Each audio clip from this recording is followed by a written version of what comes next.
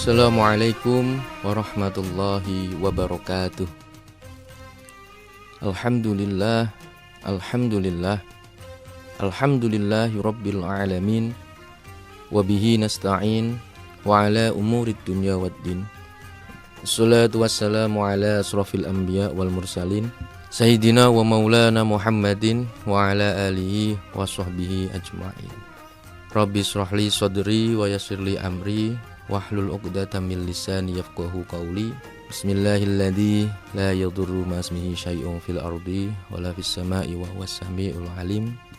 La haula wala quwwata illa billahil aliyyil azim. Amma ba'd. Pendengar Radio Erlisa yang dirahmati Allah, pertama kita panjatkan puja dan puji syukur kehadirat Allah Subhanahu wa taala yang telah melimpahkan rahmat, taufik, hidayah, serta inayahnya kepada kita semua, sehingga pada kesempatan kali ini kita dapat bertemu secara online, secara udara, dalam keadaan semoga semuanya sehat walafiat. Amin Allahumma amin. Dan yang sedang kurang sehat semoga disehatkan oleh Allah Subhanahu wa taala. Amin ya rabbal alamin.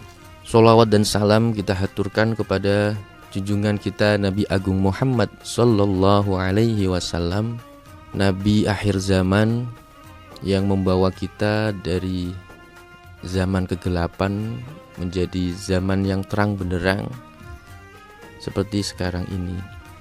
Dan semoga kita tetap diakui sebagai umat beliau dan mendapatkan syafaatnya kelak di yaumil kiamah berupa syafaatul utmah. Amin amin ya rabbal alamin. Pendengar Radio Erlisa yang dirahmati Allah, pada kesempatan kali ini saya Wahyu Khairuz Zaman dari pengurus Rijalul Ansor, pengurus cabang Kabupaten Jepara, akan menyampaikan tema tentang keutamaan kita bersabar dan mensyukuri nikmat dari Allah Subhanahu wa taala. Pendengar Radio Erlisa yang berbahagia, di bulan suci Ramadan ini alhamdulillah ya kita berjumpa lagi, mendapatkan kesempatan untuk berjumpa di bulan suci Ramadan. Itu satu hal yang juga patut kita syukuri atas nikmat yang diberikan Allah kepada kita semua di tengah situasi pandemi COVID-19 yang tak kunjung usai. Ya, semoga pandemi COVID ini segera berlalu dan benar-benar aktivitas kita semua bisa berjalan lancar semuanya. Amin amin ya rabbal alamin. Pendengar Radio Erlisa yang dirahmati Allah, dalam sebuah kesempatan Nabi kita Muhammad sallallahu alaihi wasallam pernah suatu kali menggambarkan tentang sifat-sifat orang muslim. Beliau mengatakan, sungguh menakjubkan perkaranya orang mukmin itu, karena semua urusan orang mukmin itu penuh dengan kebaikan. Hal ini tidak akan terjadi pada orang lain kecuali orang mukmin saja. Jika mendapat kesenangan, ia bersyukur, maka hal itu menjadi kebahagiaannya. Dan apabila ditimpa kesulitan, ia bersabar, maka hal itu pun menjadi kebaikan baginya.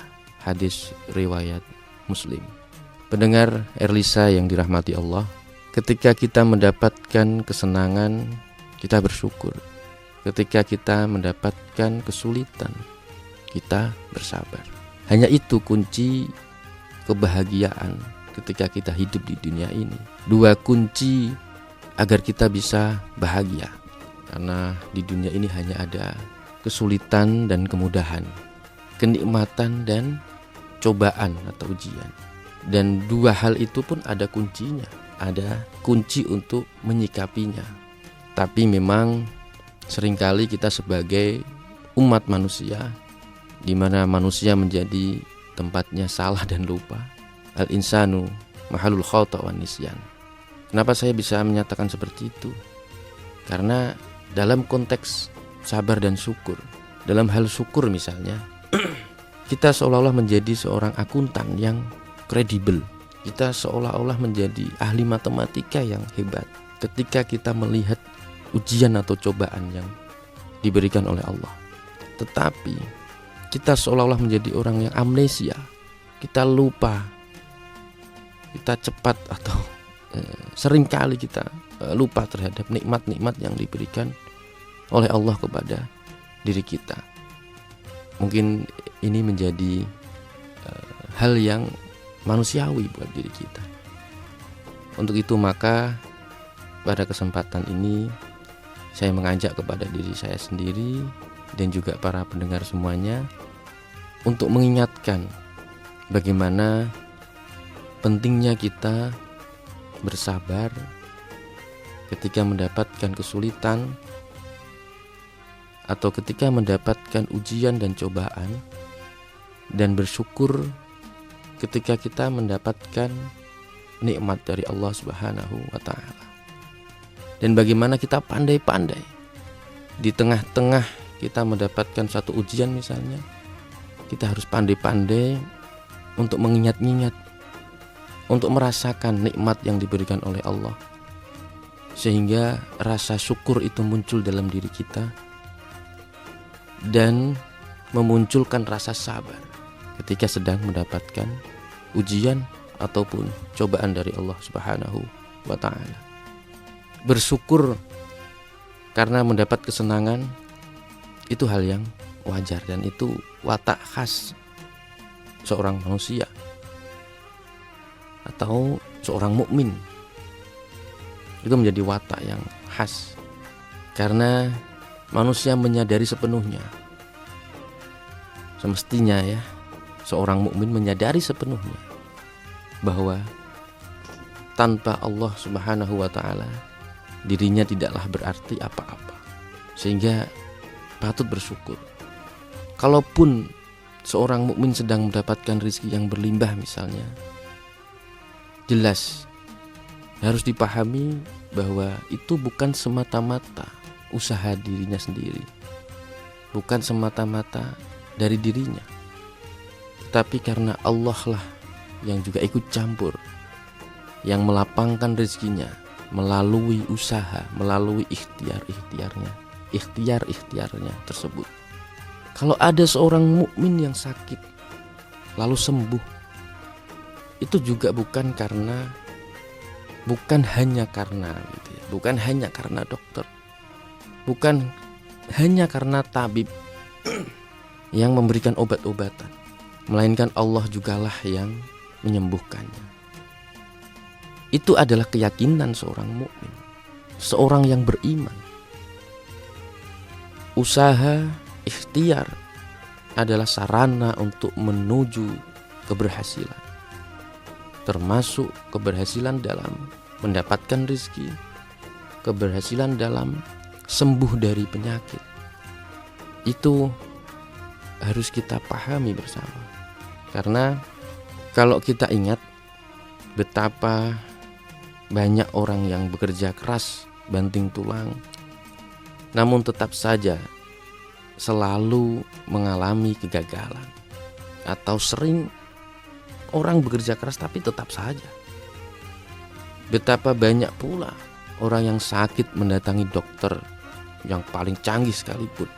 Misalnya kalau tokoh-tokoh atau artis begitu, mendatangi dokter sampai ke negara lain, ke Singapura misalnya, namun tetap saja penyakitnya juga tidak kunjung hilang. Lalu apa maknanya yang dapat kita ambil? Maknanya adalah bahwa manusia hanya bisa berusaha. Allah lah yang menentukan segalanya. Maka orang muslim, orang mukmin yang mendapatkan kesenangan lalu bersyukur, pada hakikatnya ia paham betul bahwa apa yang diperolehnya itu adalah pemberian Allah Subhanahu wa Ta'ala.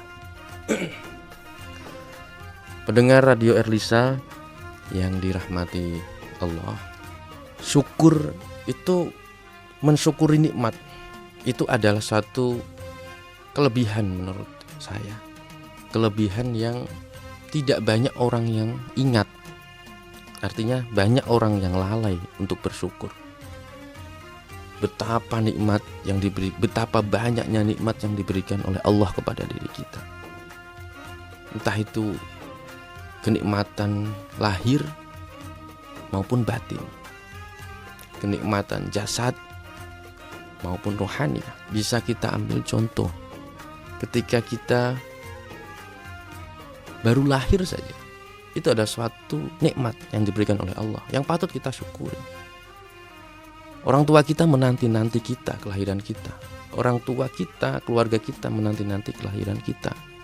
Oleh sebab itu maka dalam tradisi-tradisi kita, ketika ada bayi yang lahir, mengadakan acara tasyakuran.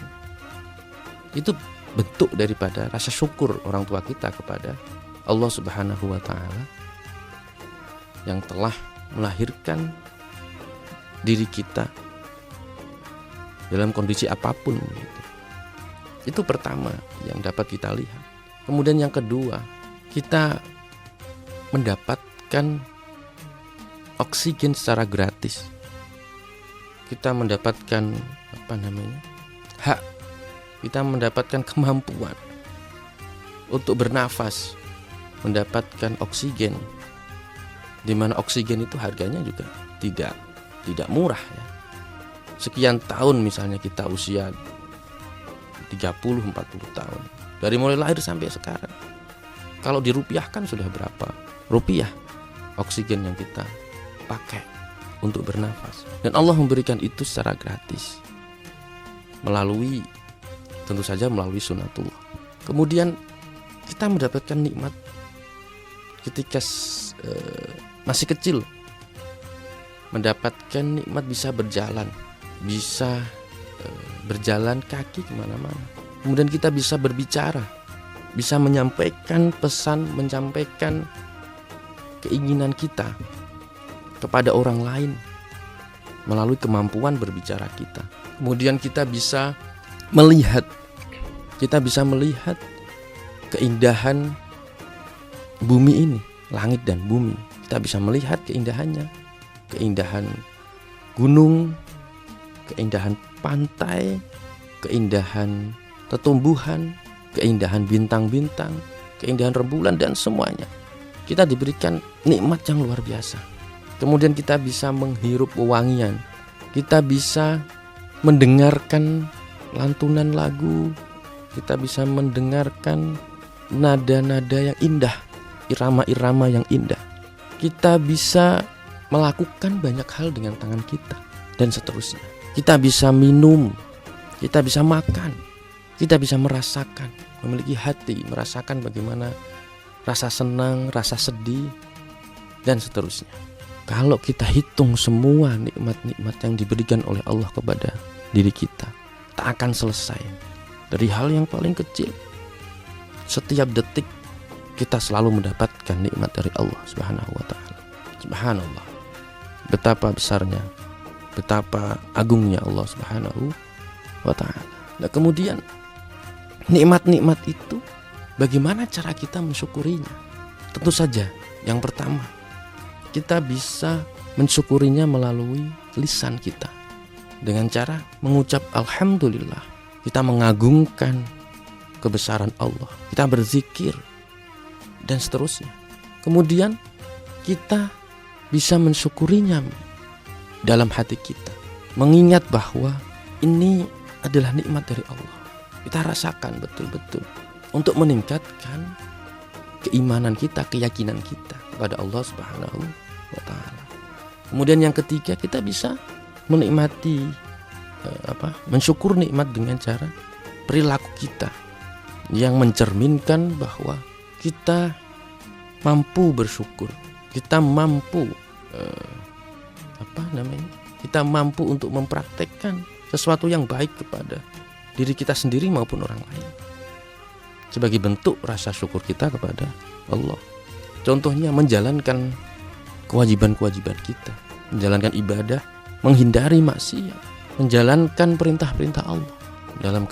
Dalam arti kata kita meningkatkan rasa takwa kita, meningkatkan ketakwaan kita, menjalani kewajiban-kewajiban dan menjauhi segala larangan Allah Subhanahu wa ta'ala. Jadi akar daripada kita bisa bersyukur adalah kita mengimani, kita percaya bahwa Allah memberikan nikmat kepada kita, kemudian iman itu ditingkatkan, kemudian pada endingnya menuju kepada ketakwaan dan meningkatkan ketakwaan diri kita masing-masing. Pendengar Radio Erlisa yang dirahmati Allah, ini yang seringkali kita lupa.